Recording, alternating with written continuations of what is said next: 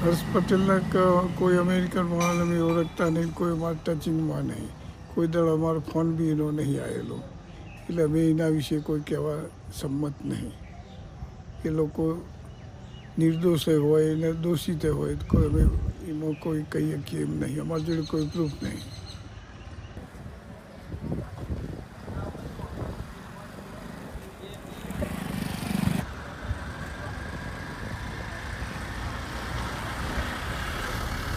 સજા તો અમારા ભાઈ કોઈ પુરાવો નહીં કે અમે એને કહીએ કે એ દોષિત છે.